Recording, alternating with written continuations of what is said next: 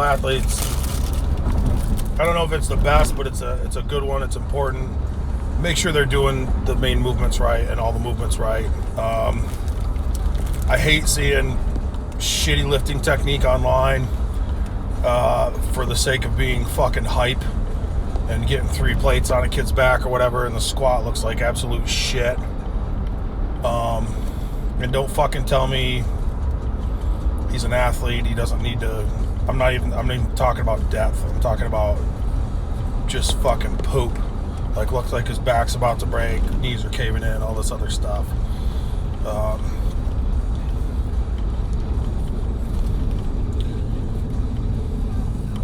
We're getting to a point with some of this training stuff. Like, oh, you shouldn't say anything bad because you don't know the context. I know a bad fucking squat if I see it. I know a shitty fucking power clean if I see it. But you can't say that. So, bad shit just keeps happening. But anyways, yeah, make sure they're doing stuff right. If you're working with high school kids or even middle school kids, they're going to get stronger just from accessory work. So I was saying before, I've worked with a number of high school kids, and we just did speed work with sub-maximal weight for sub-maximal reps and work on form and have them accelerate the bar as much as they can.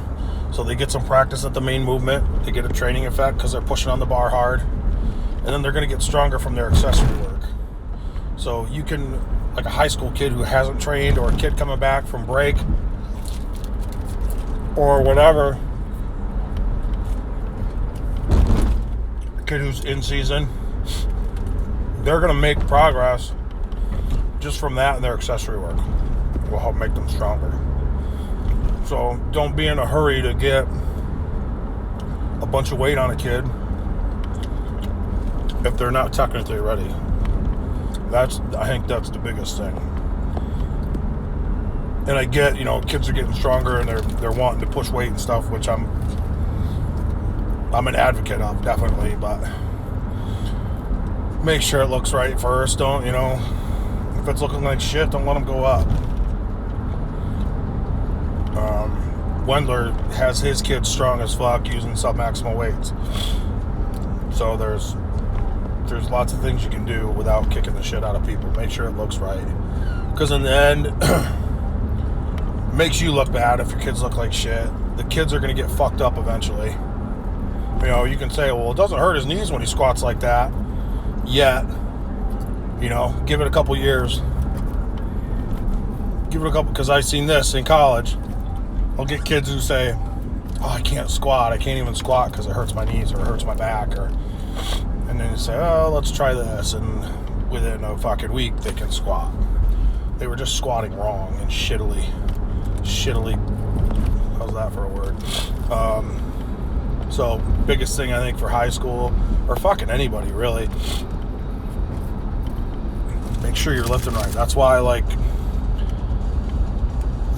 that the Conjugate model, because you have your 2 main movements, and then it's like the accessory work, to me, should be hard to fuck up movements, so you can get some fucking training effect without killing your kids.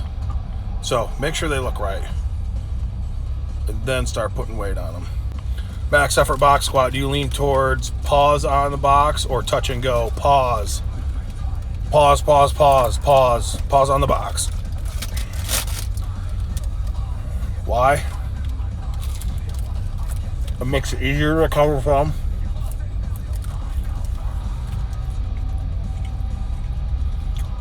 It teaches starting strength or first step explosiveness. If you have their foot position right, it'll help change the direction.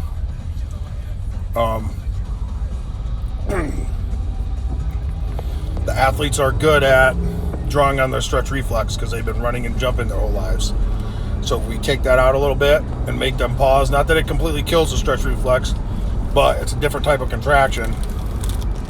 Kind of go from relax, and I'm talking about the glutes. I'm not talking about sit in the box and turn into a floppy piece of shit.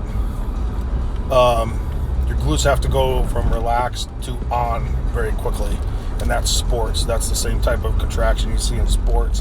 When you try to take off on a sprint, chase somebody down, playing defense, turn and run to stay with them, offensive linemen, it's all that type of contraction.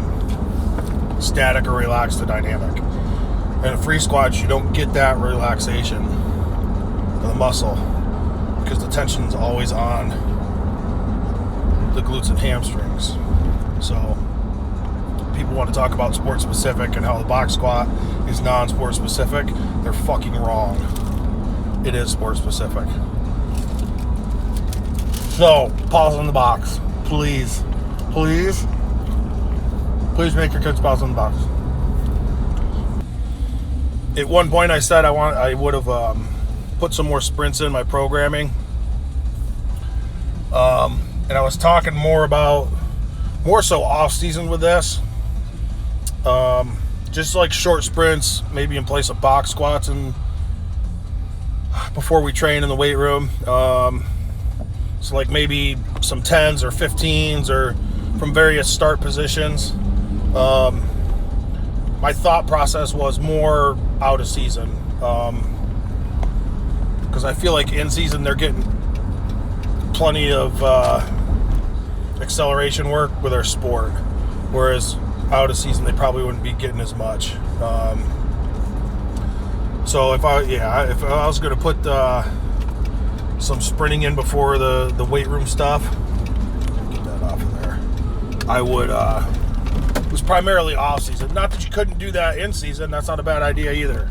You got to pay attention to what's going on in their sport.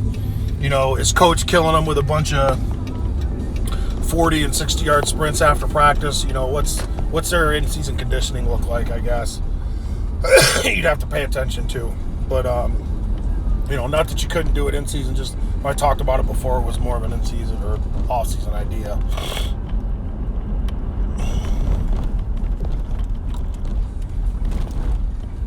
Do I avoid any exercise when training baseball players?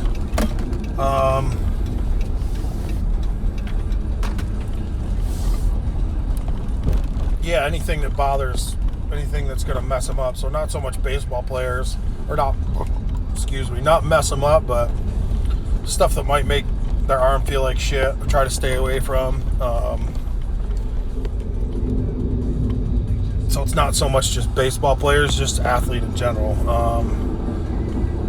Jesus, my brakes are terrible.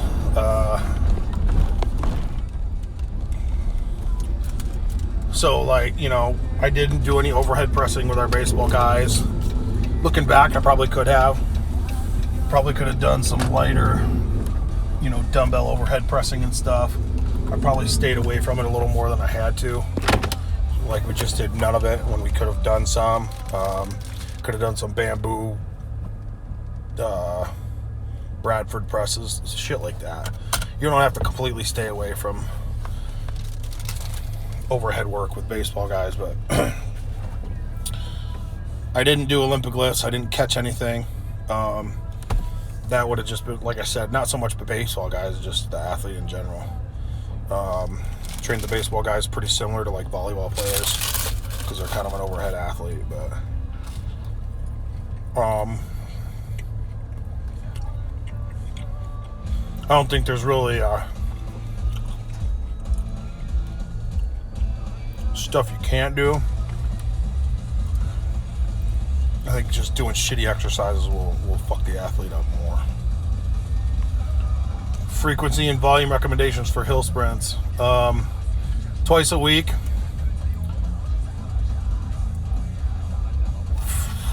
The volume, I don't know. Like, I don't know who you're working with or what their level is. Typically, I would start out kind of low level off season or going into kind of preseason. I would start out 8 to 10 or 15 yard hill sprints, and then 220 to, I think it was 20, like 220 yard hill sprints after those, and then just kind of bump the volume up by like 20%. So add like like 2 sprints on each week for 3 weeks, and then switch to stimulus. So we might do, then after a 3-week block, then we might go and drop your volume back down. When you switch your stimulus, drop your volume back down. So we might go week 4, say we went through that first 3-week wave, then on week 4 we might go 5 hill sprints, 10 yards, and then 5 flatland sprints, 10 yards, and then go back over and do 1 hill sprint at 20 yards and 1 flatland. So you're transitioning into your actual sport more and getting more specific. That should give you kind of a starting point. That's usually, but just see how the kids are reacting to it and stuff. There's no like hard and fast rules. Good question. But yeah, with all conditioning and running stuff, usually, and after the first time you do it, you'll have a feel of where you can start the next year. But just start it low, add a little bit, see how they respond. Kind of go from there. How do you use your system for beginners in the weight room that have poor technique in terms of sets, reps, intensity? Basically on the main movements, we'll just do speed work. We'll get the technique somewhat decent on the first day so they can move with submaximal load with a little bit of speed. And usually by the end of the first day, they're doing okay with that. And then you can do some sets, and then for 2 or 3 weeks, just do speed work. And then add in accessory work as you go along. So like, let's say day 1, you have an hour with them. You might have to speed squat for 20, 30 minutes because you'll go until most of the room has a technique down. And that might take up half your time. So you might only have time to introduce 2 or 3 accessory movements. So that's fine. Just get through what you can. And then the next time they'll know those 2 or 3, and then you can add 1 or 2 on and just kind of build it like that. And that'll ease them into the volume and stuff. And then once they're done with that intensity or that introduction, just kind of work it from there, where what I usually do on the accessories is week 1 is 3 sets, week 2 is 4 sets, week 3 maybe 5, just kind of see how they're doing. If it seems to be too much, stay with 3 or 4. But and then on that 4th week, you drop your volume back down again. That's how we do it. The speed work for beginners works really pretty good, and they can get they usually pick it up pretty good. So after 2 to 3 weeks, then we'll start. We don't go true max effort work, but just kind of start doing heavy 5s. Have them work up to a heavy 5, a heavy 3, and then kind of shut it down, and then they'll get their volume and stuff from all the accessory work.